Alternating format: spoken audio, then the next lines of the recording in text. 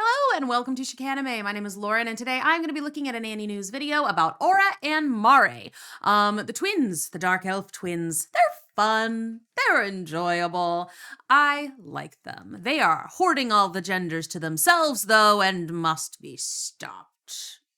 They give everybody gender envy. If you don't know what that is, you don't spend enough time online. Anyway, I'm looking forward to this. I've been enjoying looking at the backgrounds and stuff of all of these Nazaric folks, and I can't wait to see what he's got to say about these two. Because honestly, Aura is incredibly competent, at least in my recollections. Like, she's great. Mare's great. He's fun. A little bit less brash. I feel like if I'd seen something like this as a kid, I would have been Aura and made my brother be Mare. Wouldn't have made us dress up because he wouldn't have done that, but he would have played the game is the point. So anyway, I only mention that is because like I used to make him play Magic School Bus with me and I would be Wanda and he would be Arnold. So like I feel like it's a similar sort of dynamic here. But let's go.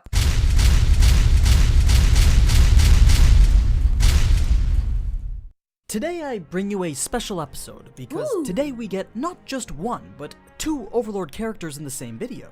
Yep, that's right. This time we're covering the twin siblings and joint floor guardians of Nazaric's 6th floor, Aura and Mare Bellofiore, creations of Ainz Ul Gown guild member Bukubukuchagama, who was the older sister of the highly cultured man that was Perarancino. But before we get into it, as usual, here's a quick merch plug. Now, let's begin. Merch plug. So I'm trying to find a place to sit where I'm not going to Mare Bellofiore, Italian for beautiful flower of the sea. Aww. He's very introverted, shy, cowardly, and effeminate, especially with regards to his interactions with other denizens of Nazarick. But despite his appearance, personality, and pretty name, he is unequivocally a male. And as if to solidify this fact, the word used to refer to beauty in his name is bello, the male-gendered version of the term. Okay. Anyway, his favorite hobby is to quietly read books by himself. When not working, he would frequently borrow books from Nazarick's library, Ashurbanipal. Precious little bean. He also comes across as extremely self-conscious about everything, as if he's always afraid of failing. Poor guy. Then there's the times where he can be absent-minded, in a way that honestly can be seen as bordering on autistic, due to the difficulty he has understanding the thoughts and opinions of others. Despite all this though, he's very diligent, and if left to his own devices while devoid of too much pressure, he can be a very efficient and effective servant of Nazarick. As for his older sister, he's very strong. She's Aura Bellofiore, meaning beautiful flower of the air, this time with the female gendered version of the word beauty. Now, unlike her brother, she's an athletic, outgoing, and fearless tomboy, though can still be somewhat effeminate at times, especially when around Ainz. As I'm sure you've seen in the anime, she's a big fan of collecting and training various beasts and creatures. She loves playing games with them, training them to do tricks, and even getting into playfights with them.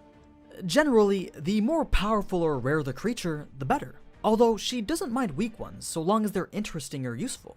For instance, in one case, she trained a bunch of little mandrakes to pop out of the ground and scream, "Long live Ainz Ul Gown." Aww, so that's sweet. It's stuff like that keeps her occupied.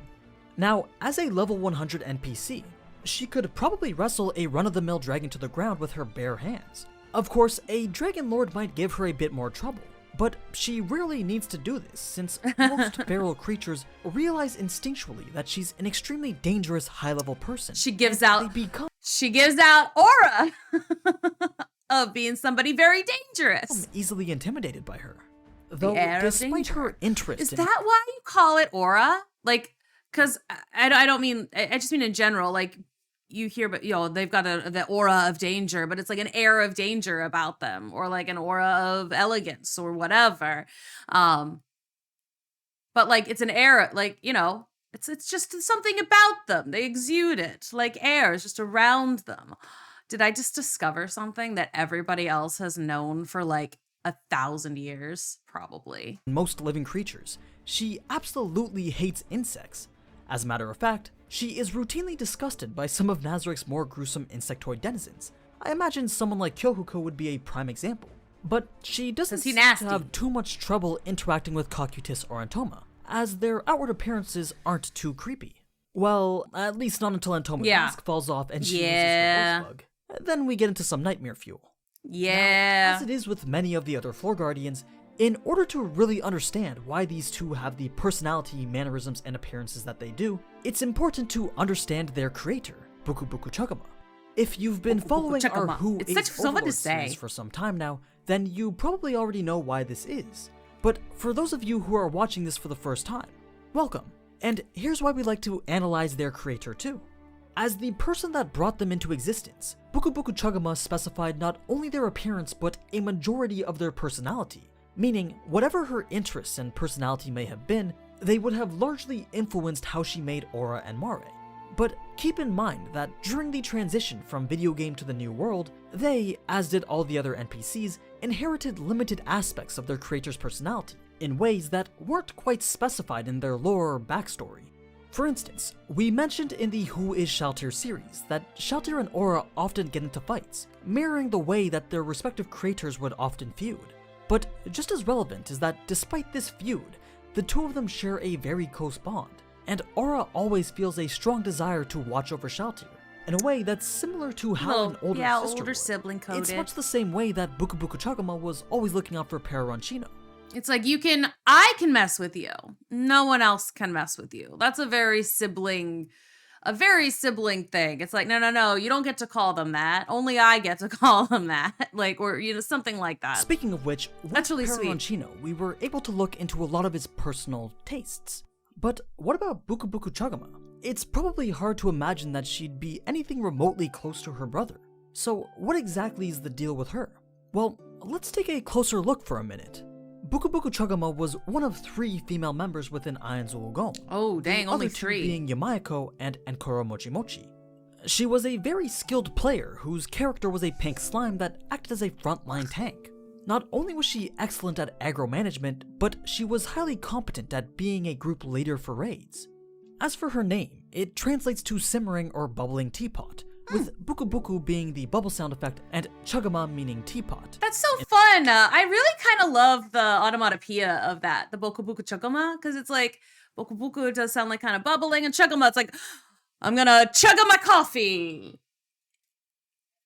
I mean, my Spider-Man mug, it's got coffee in it, not tea, but I'm gonna chugga my coffee. Sorry, I made myself laugh with that one. In real life, she was a voice actress that went by the stage name Kazeyomi Kumi. She specialized in young, cutesy, lolly characters, ones that could mainly be found in anime, video games, and even some erotic content, which actually caused a significant amount of suffering for Perraroncino, as he would often have difficulty appreciating such works when he heard his older sister's voice in them. And oh, right, and he liked that kind of thing. So then to have her, oh no, surprise sister, oh, that would be bad. That would suck so bad. I was thinking, it's like my brother used to like not like the fact that I did the school plays, and we had a televised morning announcements thing that I also did. He didn't like that, but that was more because he wanted to sort of coast unnoticed. And when everybody in the entire school knew my name and face, and they were to ask him if we were related, he didn't want that. He didn't want that at all. So I'm going to talk about him now. He doesn't care as much anymore, but he did used to deny being related to me. He's not watching this.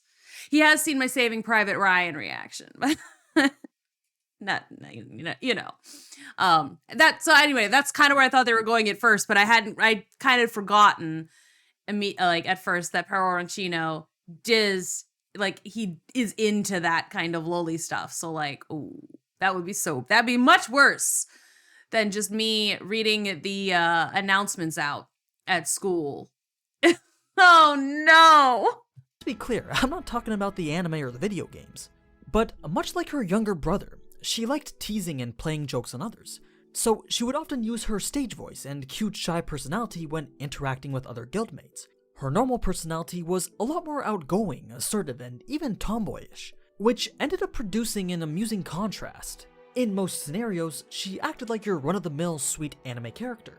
But when she got upset, that's when her usual persona would slip out, and in her anger or frustration, she could become frighteningly scary. This would mainly happen when her younger brother did something stupid or ridiculous that ended up embarrassing her. So Fair. now knowing this, I'm sure you can see where I'm going with it.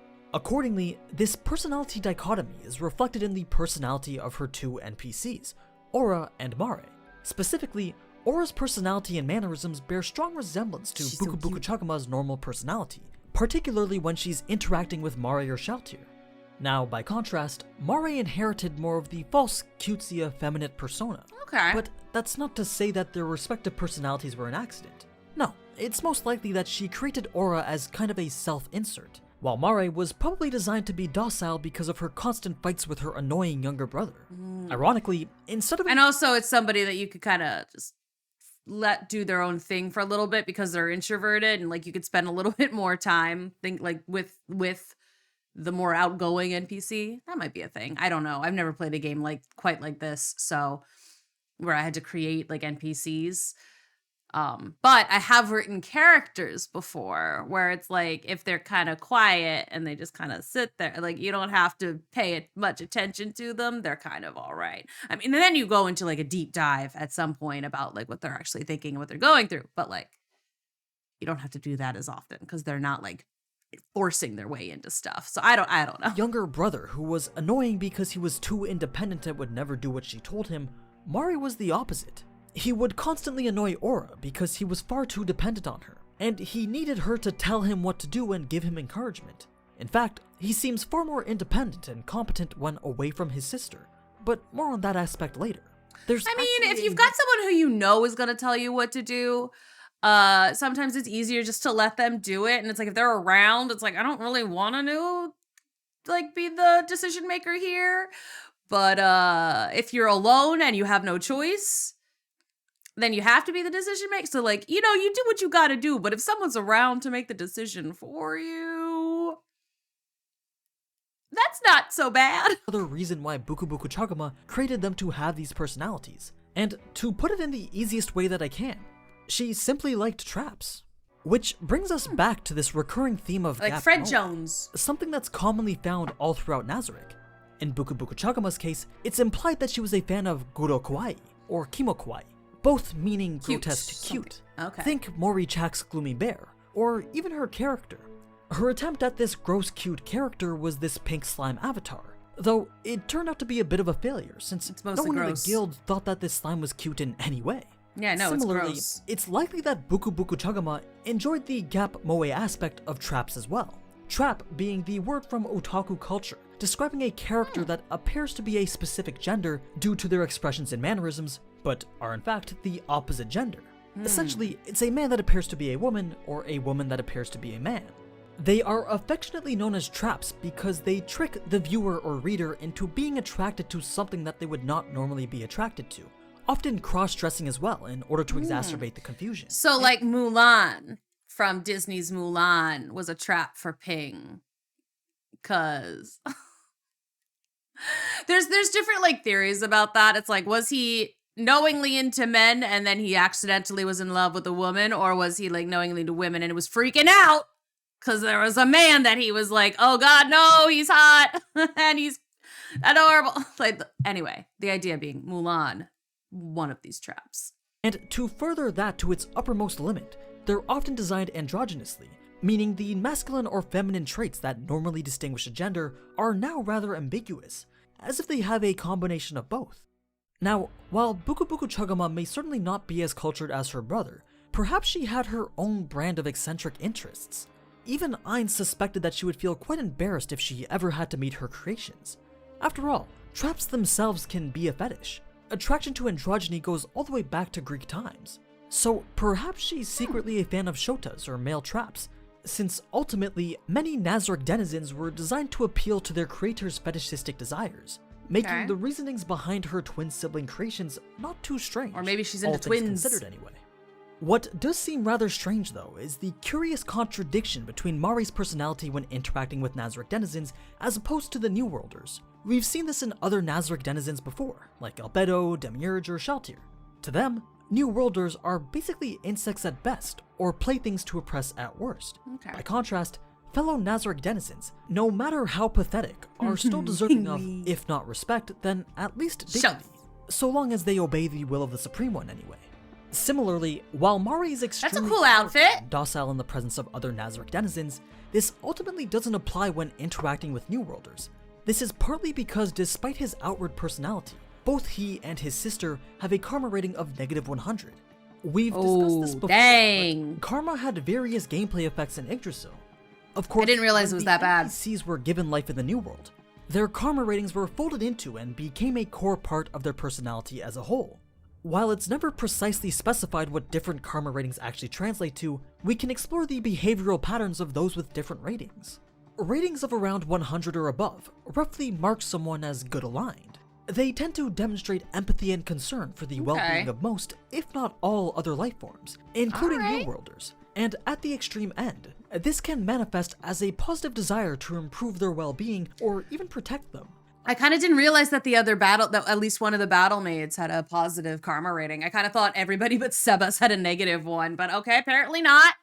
Maybe maybe he's mentioned that before and I just missed it, because that's totally possible. I've been watching the series for a while and it's been a long time since I've seen Overlord, so... Basically, the higher your karma rating, the more likely you are to go out of your way to proactively assist others. Now, how low is it below going -100 generally mark someone as evil aligned. Okay. They tend to manifest open hostility and disdain for the well-being of New Worlders, and in extreme cases, this may manifest as outright sadism or just pure hostility towards their very existence. Basically, the very I'm going to assume -500 is about as low as it can go then. fact that New Worlders are alive is so offensive and so disgusting that they go out of their way to make their lives as miserable as possible, or at least feel the urge to stamp out their lives immediately upon witnessing them. Finally, ratings between plus and -100 roughly correspond to neutral. Okay. And it reflects individuals who have a more pragmatic view of others. Cool. Those So who like tilt chaotic neutral kind of deal. I love that. I do love that. Very fun. more toward My rogue character in D&D is generally more of a neutral sort of like a she's not I can't quite call her chaotic neutral because she's very careful. Like she doesn't really bring the chaos most of the time. She lands more on the neutral side of things. Like she's got her own agenda. And she's not gonna, go on a murder spree or anything, but like she's like, I'm just gonna stay out of it if I can. Like, she's more focused on like her safety and the safety of the people that she does end up caring about. But then like I've got another character who's also I want to try and do a chaotic neutral character. It's like actually chaotic neutral. Because I got a chaotic good wizard gnome creature. She's a monster. She's so like... Anyway, point being, I would like to do... I think neutral characters are interesting. They're very interesting to me. And I want to play a chaotic one. towards evil have a greater proclivity towards murder and other evil acts, while those who tilt more towards good are more likely to be generous and kind, though exactly how they behave tends to depend on the person. With Mare and Aura sitting at -100, at the very cusp of the border between neutral and evil, this translates to extreme apathy for the lives and well-being of all but a handful of people. Presumably, if you could somehow earn Mare's respect or admiration, or even his attention, he might actually care what happens to you. But for the most part, he'll barely even acknowledge your existence. We see that despite his shy, passive, and cowardly demeanor, on multiple occasions he's committed cruel acts of evil. Yep. Like, he had no trouble kidnapping Hilma by bashing her. Well, leg she with was his terrible staff anyway, and so dragging her while she was screaming out of her house by the Oh no! Like honestly though, that like where's the I mean that could be seen as sort of vigilante behavior too. Just cuz like she was so horrible herself. And like the stuff she did to her own kind, like people, like humans, like I guarantee you she's dragged somebody around by their hair before, like, or at least ordered it done while she smoked a cigarette. Like she's terrible. I do not feel bad for her. The reason for that was only because he was nervous about being late and wanted to make sure that she couldn't run. Or how about when both Mare and Aura were sent to intimidate Jerkniv after the workers' invasion? He destroys half his royal guard with a single earthquake spell, Yup, killing which was hundreds cool. with a mere wave of his staff, and without even batting an eye. As a matter of fact, the He did do only that. thing that stopped him from murdering literally everyone in the city was the order that Ainz gave, telling him to find the Emperor. You see, Mare was concerned that if he killed everyone in the city, then certainly the Emperor would have died too, and he'd fail his mission. So you can tell from this that he barely views the New Worlders as living creatures. But let's say he had to fight another Nazarick NPC. He would likely be too afraid of screwing up to even put up much resistance. Aw, So sorry, to Mare. him, New World denizens are like inanimate objects, little more than a patch of weeds. Actually, on second thought, they may be more akin to a grain of sand or a rock, because Yeah, I feel like it's a little known fact that he actually enjoys collecting plants. Calling New Worlders I was like, weeds he's a nature guy, right? I was like, I know he's a nature guy. I was like, he probably likes plants. might be giving them a little bit too much credit. So, if Ainz ordered him to pick up a rock and give it to him, yeah, he'll go and do it. And if said rock starts screaming, "Let me go" or "Don't hurt me," well, it's just a rock. Yeah, who cares? That's pretty much Mari's mentality. All right. Now, Aura, on the other hand, is a little bit more socially aware than her younger brother. She seems to recognize that other living creatures outside of Nazarick actually do exist as independent life forms, but she sees no inherent value in their lives. In fact, you could be forgiven for thinking that she bears a lot of similarity with Demiurge. Oh. She does sometimes indulge in bouts of sadism when it comes to other creatures. Okay. Matter of fact, since her hobby is collecting and training vicious beasts, she probably views humans as we might view animals. In fact, many of her pets are intelligent enough to hold a conversation or can even be about as smart as humans. I did not know that. She did want to capture Hamscan and turn him into one of her pets after all. So, That is to true. her, I forgot about some animals can make for good pets, others for good food, and others that are just wild or rabid need to be put down. And unlike many of the other truly evil NPCs, she's not very sadistic, more like apathetic. Some animals she'll care a lot for, as if they were a cute puppy. But for most animals, including humans and other intelligent demi-humans, she doesn't really seem to care what happens to them, and will happily kill them if asked to. So that's pretty much everything on their creator and respective personalities. Now, what about their responsibilities as floor guardians? As we've discussed in the past, floor guardians hold an elevated position in Nazarick, as if they were the personal lieutenants of the Supreme Ones. Ainz generally gives orders to them directly, and it's their job to relay these orders to their relevant underlings. But before we get to their exact responsibilities, let's first talk about the floor that they were tasked with guarding, the jungle. This is Nazarick's 6th floor, and it was constructed mostly by the guild member Blue Planet. He wanted to create a natural forest that was unspoiled by humans. The reason being due to the current state of the world. You see, Overlord actually takes place in the 22nd century, specifically the year 2138, and in this timeline, Earth's ecosystem and environment have been absolutely devastated. People that walk outside The Wally wear world. these thick protective suits and masks just to avoid getting sick from all the toxic fumes in the air.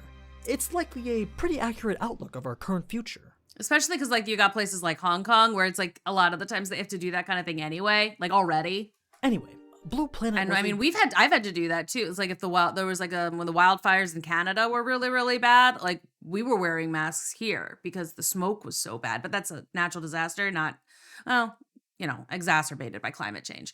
But point is, we've seen it starting to happen already. I can see it being worse. Bit of an environmental romanticist.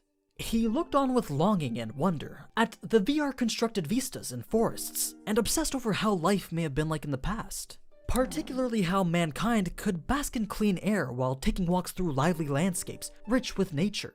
So, of course, his name was a reference to the blue planet that he so yearned for. The 6th floor was basically his pet project, with the vast majority of it just being forests and grassy plains. But he also constructed the night sky as well, modeling it after the stars in the sky. Stars that he could never see in person due to the thick cloud of pollution which blotted out even the sun. It was made to realistically model the passing of day and night, and even the Earth's rotation around the sun. Wow, However, the ceiling was only 200 meters high, and the dimensions of this floor are comparable to any other floor, though it is a convincing enough illusion to create the impression that the floor is unending. That being said, the jungle is home to various landmarks. We first have the gigantic tree, which serves as Aura and Mare's home. Then the large hole, which is home to the parasite-like monster Goshakukochuo from the 5 worst. And then we have what's considered to be the most prominent location, the amphitheater, a lifelike reimagining of the ancient Roman Colosseum, and a location where captured invaders would do battle while members of Ainzul Gon would watch from the VIP box above. Basically, teleportation traps would pull invaders into the Colosseum, and they'd be forced to battle against endless waves of increasingly difficult foes. It's presumed that escape would also be blocked via magic.